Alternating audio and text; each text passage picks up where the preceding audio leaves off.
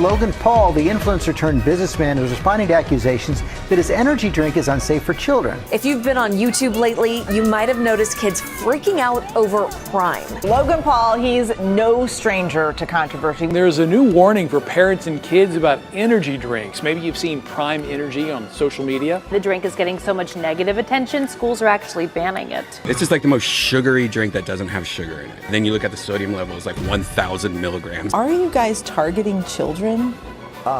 Let me ask you something real quick. Do you remember when you literally could not walk into a store and find Prime on the shelf? I'm talking empty aisles, limit signs, kids flexing bottles like they just pulled a rare Pokemon card, because just a couple of years ago, Prime wasn't just a drink, it was a status symbol. And at the center of it all were Logan Paul and KSI, two creators who understood one thing better than almost anyone else on the internet: hype.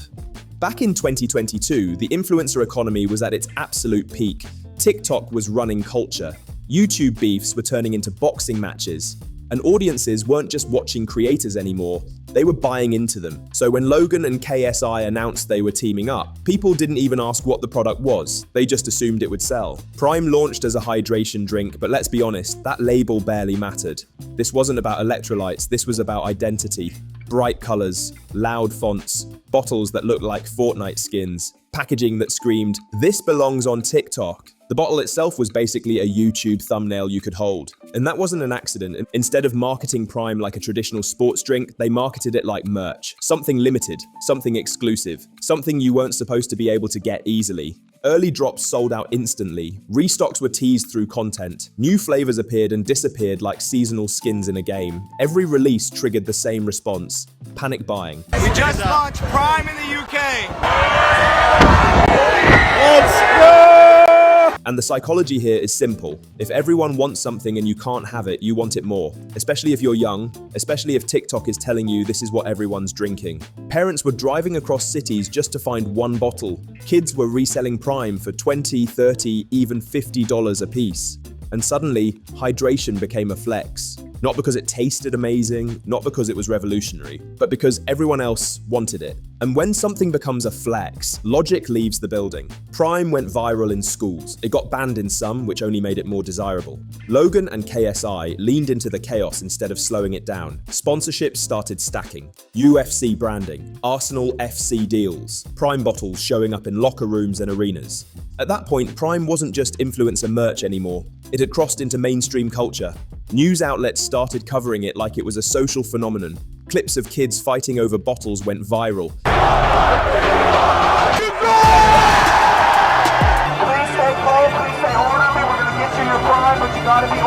Entire shelves wiped clean in minutes. And from the outside, it looked like a billion-dollar brand was being born in real time. But here's the thing most people didn't stop to think about. This hype wasn't coming from product loyalty, it was coming from manufactured scarcity. Prime wasn't rare because demand was naturally overwhelming, it was rare because supply was intentionally controlled. Limited drops created artificial urgency, and artificial urgency works until it doesn't, because eventually supply catches up, and when that happens, the illusion disappears. But before we get to that, Prime made a move that quietly planted the seeds for everything that went wrong next. They launched Prime Energy, same branding, same colors, same vibe, just one key difference: 200 milligrams of caffeine per can. That's not hydration, that's rocket fuel. Now here's where things got messy, because visually, Prime Energy looked almost identical to Prime Hydration. Same logo, same branding, same shelf presence. And kids didn't care about the label difference, they just saw Prime. And suddenly, middle schoolers were downing caffeine levels meant for grown adults. Schools started banning it. Parents started panicking. Doctors started getting involved. Logan came out and said it was for adults. Which raises an obvious question: if it's for adults, why does it look like a toy aisle product? This was Prime trying to have it both ways. A hydration drink marketed to kids. An energy drink marketed with the same aesthetic. Same brand. Same hype cycle. And that's where regulators, lawyers, and parents all started paying attention.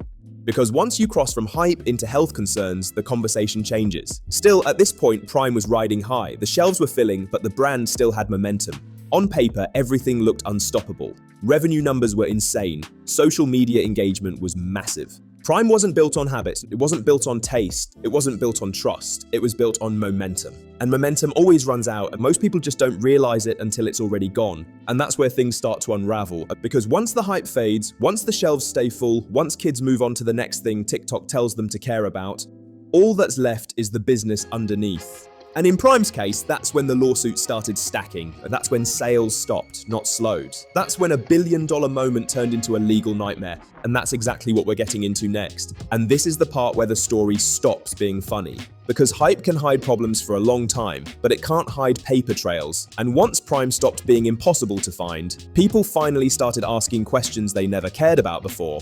What's actually in this stuff? Who's making it? And what happens when the sales numbers don't match the promises? This is where Prime's entire foundation starts cracking. First, let's talk taste, because once Prime stopped being scarce, people actually drank it instead of flexing it. And outside of the die-hard fans, the reviews were brutal. People described it as perfume water, cough syrup, melted candy mixed with chemicals. We want you to give it a go. We want you to give it a review. Prime, okay, so... Ooh, smells a bit high. What is that flavour you got there? Tropical punch, it says. Oh, Jesus. Loosely. You've just come from the Maldives. How tropical it's like swallowing perfume. What is that? I'll send it to Nigella to cook her pork ribs in. Well, so out of 10, what are you going to give Prime? Yeah, it's like the sort of dregs of a sort of Gina De Campo tiramisu. You know, the little runny bits at the end. What do I give it out of 10? 0. And that matters more than people think. Because a real beverage brand survives off repeat buyers, not first-time hype purchases.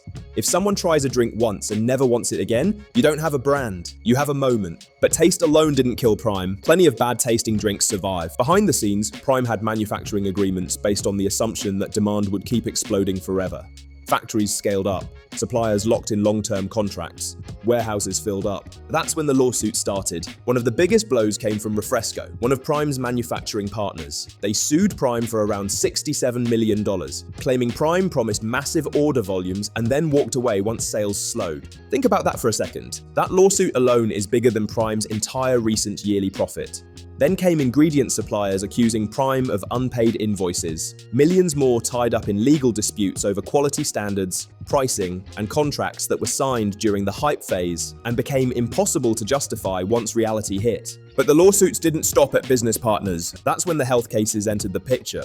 Parents started filing lawsuits after kids experienced heart palpitations and anxiety allegedly linked to Prime Energy. Attorneys argued that the branding made it easy for children to confuse the energy drink with the hydration version. And honestly, that argument isn't crazy. Same bottle shape, same colors, same logo. If you're 12 years old, you're not reading caffeine labels, you're reading vibes. On top of that, Prime was hit with claims related to PFAS, so-called forever chemicals, allegedly found in certain flavors. Whether those cases ultimately win or not almost doesn't matter, because the damage is already done. Once a brand associated with kids gets linked to words like toxic and chemical exposure, parents don't debate it. They just stop buying. Regulators started circling. Politicians sent letters. Schools banned Prime outright. And suddenly the brand that thrived on youth culture became radioactive in the exact places it once dominated. So earlier this year, a weird string of rumors started floating around because someone sued us saying that Prime had forever chemicals like more than you were supposed to drink in like a lifetime, whatever. I made a TikTok debunking it, but regardless, the rumor still got out there, and like low-key the damage is done. And now, even though we're in this lawsuit, whether it's true or not, people think it. And so the lawsuit got dismissed. The plaintiff does have a chance to amend it, but she's chosen not to. She's coming back with one really weak ass claim that's probably also going to get dismissed. But it's just like an example of people reaching, trying to get attention, make a quick buck on a frivolous lawsuit that actually has no merit or is based in nothing. And we're not going to settle. Oh, the caffeine one. Where plaintiff said there was a crazy amount of caffeine that didn't meet what we said on our label in Prime Energy, which is 18 plus and has 200 milligrams of caffeine. That one also got dismissed. But it wasn't just legal. At the same time, something even worse was happening. The sales weren't just declining, they were stopping. In the UK, Prime's revenue dropped roughly 70% year over year. Profits collapsed by over 90%. In the US, retailers started slashing prices just to move inventory. 12 packs that once sold for premium prices were sitting on clearance shelves collecting dust. Not because people hated Prime, but because they simply didn't care anymore. And that's the most dangerous phase for any brand. Hate still means engagement. Indifference means death. TikTok videos about Prime stopped going viral. School flex culture moved on. The resale market evaporated overnight. And suddenly, Prime looked less like a movement and more like leftover stock from last year's trend. Meanwhile, all those long-term costs didn't disappear. Factory contracts, staff, warehousing, distribution. This is what happens when you mistake virality for velocity. Viral demand spikes fast, but it doesn't tell you how long people will stay. And Prime locked itself into expenses built for a future that never arrived. What's wild is that Prime technically didn't fail in the traditional sense. It didn't vanish. It didn't get banned nationwide. It didn't get shut down by regulators. It bled. Slowly, publicly, expensively. A brand that once sold out in minutes now struggles to sell at all. A drink that once felt exclusive now sits next to forgotten energy drinks nobody asked for. Lawmakers and health officials asking the FDA to investigate the energy drink Prime. Are you guys targeting children? That's such a heavy claim. Senator Chuck Schumer is calling on the FDA to investigate the energy drink Prime. And here's the part people don't like hearing. This wasn't caused by one mistake. It was caused by building everything on hype instead of fundamentals. Prime didn't create a new category. It didn't offer superior taste. It didn't build long-term trust, and it sold momentum, and momentum always runs out. Now the real question becomes, was this inevitable from the start? Or could Prime have survived if it played the long game differently? Here's the truth most people miss about Prime. It didn't fail because of lawsuits. It didn't fail because of taste. It didn't even fail because of caffeine. Prime failed because it broke the most important rule in branding, and no amount of hype can save you once you do that. Prime never owned a category. That's the billion-dollar mistake hiding in plain sight. Look at every beverage empire that actually lasts. Red Bull didn't compete with Coke. It invented the energy drink category. Gatorade didn't compete with soda. It owned sports performance hydration. Liquid Death didn't compete with bottled water. It created a personality-driven anti-plastic category. Prime did the opposite. It walked straight into the most brutal category in beverages and said, "We'll out-hype everyone." Sports drinks. A space already dominated by companies with decades of trust, distribution power, and institutional credibility. And Prime didn't beat them on science, didn't beat them on price, didn't beat them on taste, it tried to beat them on attention. That works online, it does not work in grocery aisles forever. Because attention is rented, brand equity is owned, Prime's real product was never hydration, it was identity. Kids didn't buy Prime because it worked better, they bought it because it said something about who they were. It signaled that you were tapped into internet culture, YouTube drama, TikTok trends. That's powerful and incredibly fragile because identity shifts fast. The second Prime stopped being rare, it stopped being special. The second teachers banned it, it stopped being rebellious. The second parents got scared, it stopped being acceptable. And when identity collapses, there's nothing left to fall back on. That's why Prime couldn't pivot. It couldn't rebrand as a serious sports drink without losing its core audience.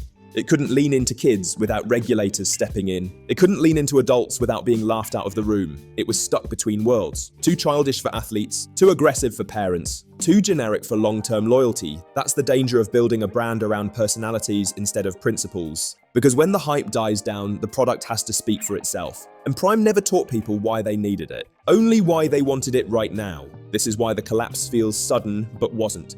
The moment shelves stayed full, the illusion shattered. People stopped fighting over bottles. TikTok stopped caring. Kids moved on to the next thing. And suddenly, Prime had to survive on repeat purchases. Prime wasn't punished for being bad. It was punished for being temporary. And here's the part that hurts the most. This could have been avoided if Prime had created its own category, if it separated hydration and energy completely, if it toned down kid-coded branding for adult products, if it invested in taste, formulation, and credibility early, instead of assuming hype would last forever. But hype is addictive. When you're selling out instantly, it feels like you can't lose. When kids are trading bottles like collectibles, it feels unstoppable. When headlines say, billion-dollar brand, it feels permanent.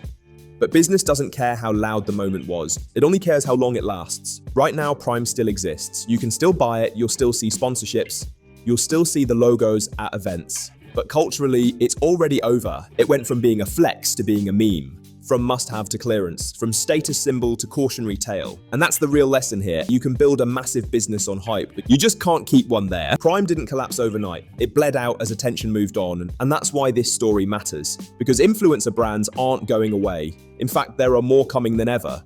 But most of them are making the exact same mistake Prime did. Confusing virality with value, confusing attention with trust, confusing noise with fundamentals. Prime proves one thing very clearly. You can out-hype the market for a while, but you can't outrun reality forever, and once reality shows up, it doesn't care how many followers you have. So what do you think? Was Prime always a ticking time bomb built on hype and influencer ego? Or did Logan and KSI completely fumble what could have been a long-term brand? Was this just the internet moving on like it always does? Or were the warning signs there from day one? Drop your thoughts in the comments. And don't forget to like, share, and subscribe to Influence Circuit for more deep dives into influencer power, internet money, and the moments when online empires start to crack. This story isn't finished yet, and the next move could change everything.